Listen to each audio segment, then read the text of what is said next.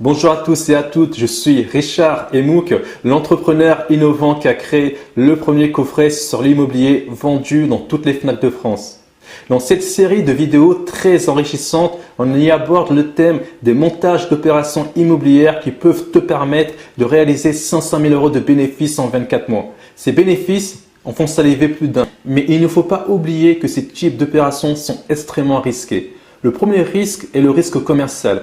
Pour comprendre le risque commercial, on va prendre un exemple extrêmement simple. Admettons que tu souhaites construire un immeuble de 30 appartements et que chaque appartement a une valeur de 150 000 €. L'ensemble global de chiffre d'affaires de cette opération, de ce programme, est de 4 500 000 €.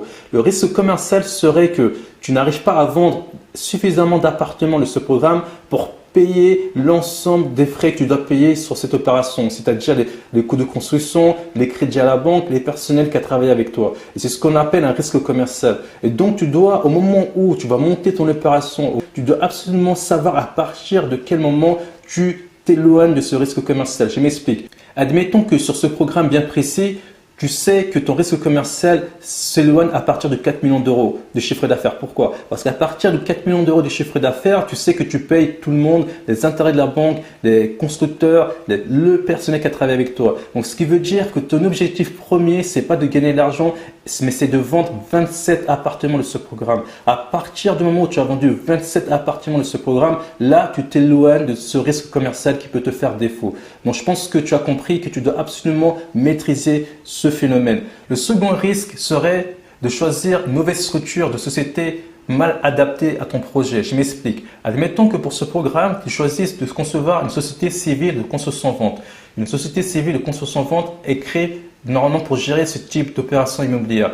Par contre, cette société civile, tu l'as conçue en nom propre. Le jour où tu es en défaillance, le jour où tu as des problèmes dans ton programme, il faut savoir que l'intégralité du passif de ta société, tu seras responsable.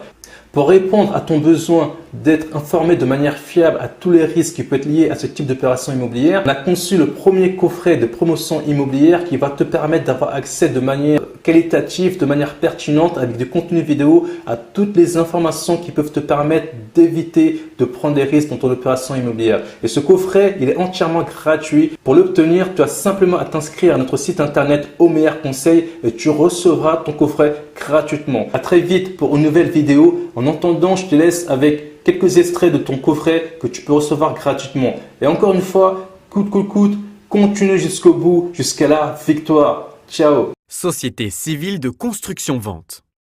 Les sociétés civiles ayant pour objet la construction d'immeubles en vue de la vente bénéficient d'un régime fiscal particulier, le régime de transparence fiscale. Voyons un exemple concret avec Monsieur Malin. Pour dynamiser sa ville et attirer de jeunes couples, la mairie de Vernon, qui possède plusieurs unités foncières, décide d'unir celles qui sont les plus proches entre elles, de les viabiliser et de les diviser en 4 lots à bâtir.